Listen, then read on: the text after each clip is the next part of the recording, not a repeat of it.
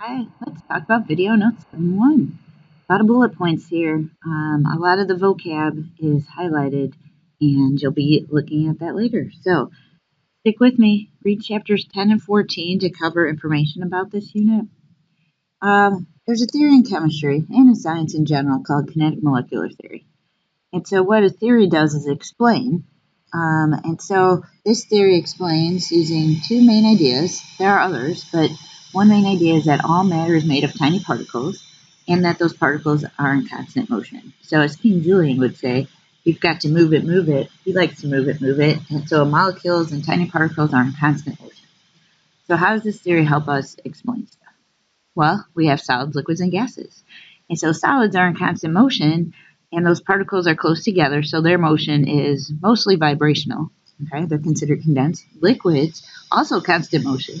They roll over each other, and they're still in pretty close contact, and so they're also condensed. Gases move everywhere all the time, and they ignore each other, basically, so we consider them uncondensed. And of those three pictures at the bottom, see if you can decide which one's a solid, which one's a liquid, and which one's a gas. So, why do things form solids in the first place? Well, it's all about forces, forces of attraction. Some of those are intermolecular and some of those are bonding, but they help predict the state of matter. Stronger forces make something more solid because they're holding things closer to each other. So medium forces would be liquid, and the weakest forces between particles would be gas. Now we're talking about things at the same temperature. So look around the room you're in right now. Do you see anything solid? Do you know that there's gas? Do you see anything liquid?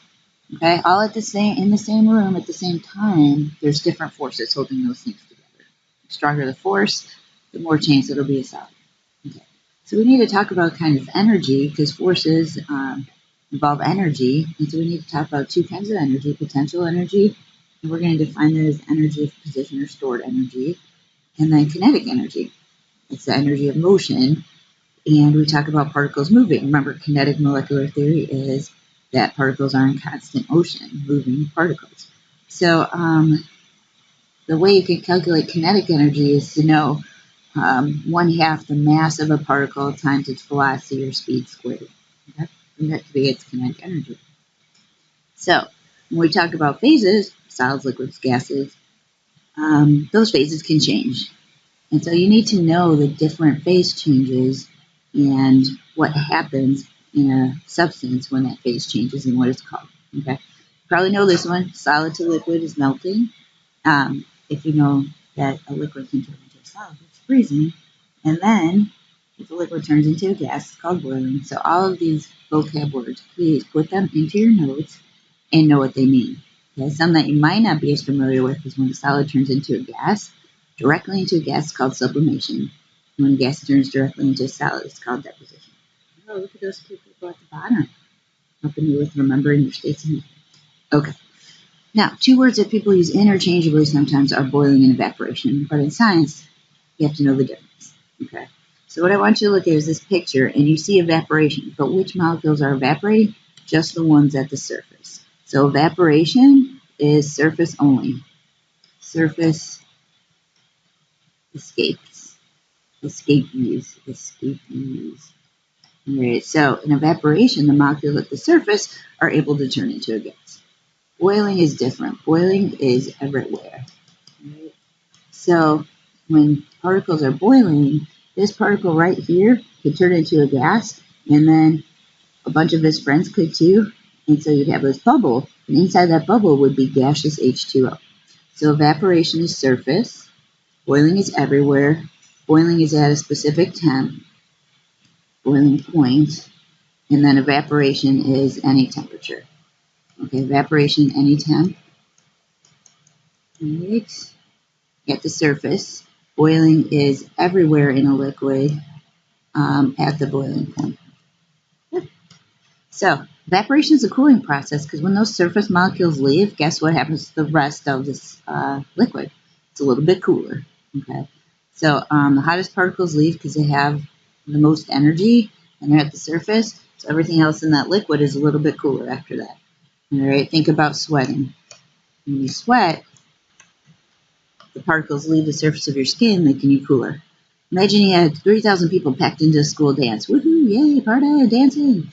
But then, if the hottest people left the dance, guess what happened to the gym? It'd be a lot cooler for a lot of reasons, because all those sweaty people left.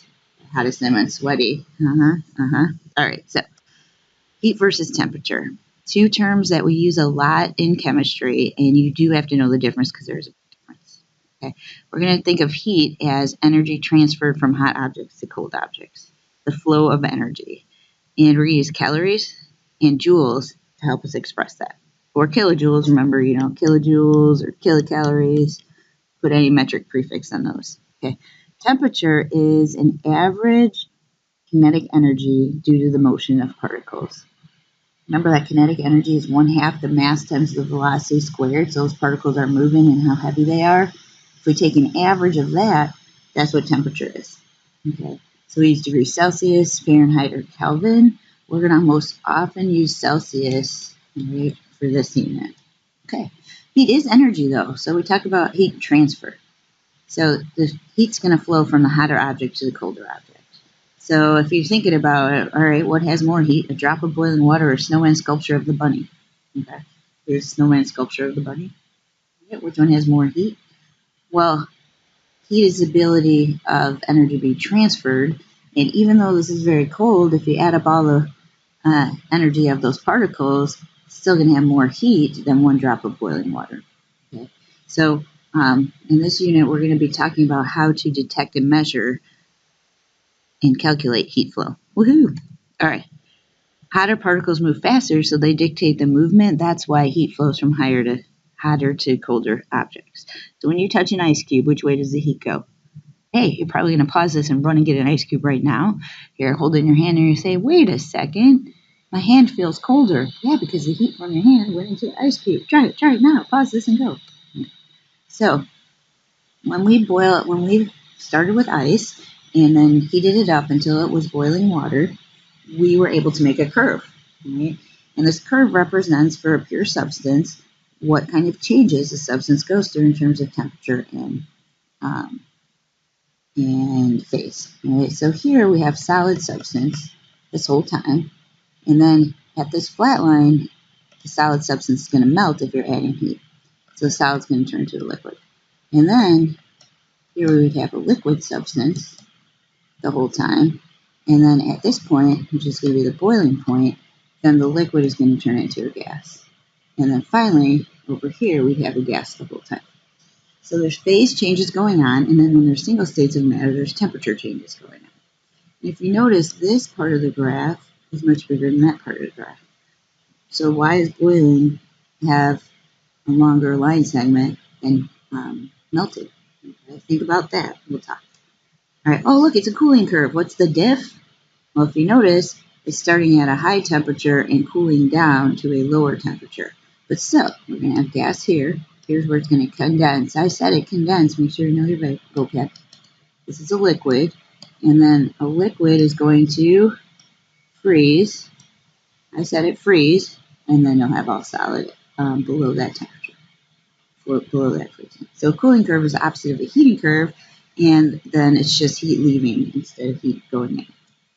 All right, so we're going to talk about these in class, but if you notice, we can represent what we picture matter looking like at the particle level during all of these changes.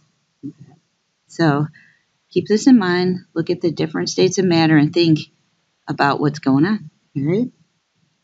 Oh, look, it's the Moltato. Hi, Moltato. Oh, we're going to make a heating curve for a Moltato. So it's saying that the substance was heated from 120 degrees to 200 degrees Celsius. Let's make a little graph. Put temperature on this axis and degrees Celsius, and then heat being added on this axis. Heat added. So let's see. What's going to happen in this temperature range? Well, let's put that on the graph so we know. We're going to put 120 degrees Celsius on the graph because it's part of the given, and 200 degrees Celsius on the graph because it's part of the given. And then we need to know some information about Moltatos. Okay, Moltatos melt at 155 degrees Celsius, and Moltatos boil at 210 degrees Celsius. So I'm going to look at my temperature range given in a problem, and I notice that 210 is above the highest temperature I'm given. So I'm not going to put that on my graph. But 155 degrees Celsius is the melting point. I have to put that on my graph because if the potato gets to 155 degrees Celsius, it is going to melt. So now that I have that on my graph, I noticed that a melting point, if you've seen the other graphs and you've done a couple of graphs, a melting point is a flat line. Okay? It represents a phase change, so it's a flat line. So right now, since 155 is in my temperature range, I put it on the graph, but this substance goes from 120 to 200. So it doesn't stay at 155. It starts at 120, so it's going to go up to 120, and then it's going to go up to 200. Since this is the melting point, this is where the solid's going to turn into a liquid. Over here, Moltato is going to be a liquid. Ooh, liquid Moltato sounds good. And over there, it's solid. Okay, so this temperature range represents those three things happening. So solid will heat,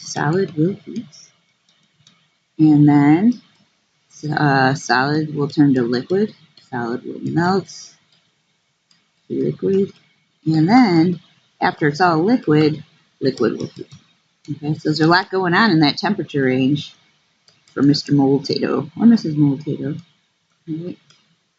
Okay, so can we figure out how much heat for those different parts of the graph?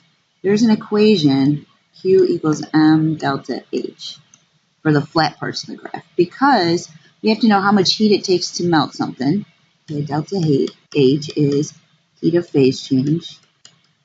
And that's going to be in calories per heat per gram, or joules per gram, or it could be joules per mole, or calories per mole. So it has to do with how much heat it takes for every certain amount of the substance. Q is going to be heat. We'll use Q for heat. And then M is going to be mass. So mass is going to be grams. Right? Or if we wanted to do it per mole, we could use moles there too. I know it says M, but we could also use moles.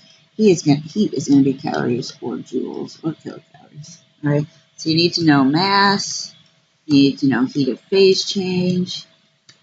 And you need to know heat. Mm-hmm. Now, it depends on what states are changing. Solid to liquid, liquid to gas, our major phase changes. Okay, so that's going to, our delta H is going to depend. All right, hey, what about the slanted parts? Well, there's an equation for that. Q equals MC delta T. Okay, so Q is heat again. And that's going to be calories or joules or any variation of that. M is mass again, because it depends on how much you have. Yeah, and that's going to be grams. And then C, move down here, is called specific heat. Specific heat of substance. Or specific heat capacity. We're going to find out that it depends who you are, what you are, how much heat you can take. And so that's going to be calories for every gram of temperature change during temperature change. This could also be joules per gram degrees Celsius. And then delta T is the change in temperature. And that's going to be degrees Celsius or Fahrenheit, but we're going to use Celsius.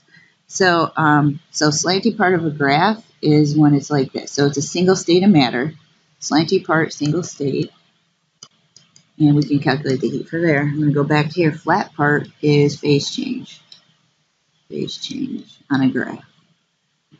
So we can quantify this. Different states of matter have different energies. We're going to talk about this in class, but go ahead and write this down, and we'll put in the information here, okay? Also, which has higher average kinetic energy, higher potential energy. You can think about this now, all right? You decide, and then we'll talk, We'll talk, yeah, believe me. Hopefully you're there when we do. Okay, it's important that you do a vocab check here. I'm going to add one more here, is specific heat capacity. Look up these words. Find them in your chemistry book. Find them on the internet. Make sure when you find them that they're related to science. All right. Look them up. have this list of definitions when you come in. All right, let's review. Forces affect states of matter. Kinetic energy is energy of motion. Potential energy is energy of position or attraction between substances. Evaporation is cooling. Heat and temperature is not the same thing. Also, energy flows from high to low. Temperature is constant at a phase change. And then potential energy changes at a phase change. Okay, flatline phase change. Read chapters 10 and 14. And here's the objectives one more time. See you in class. Peace out.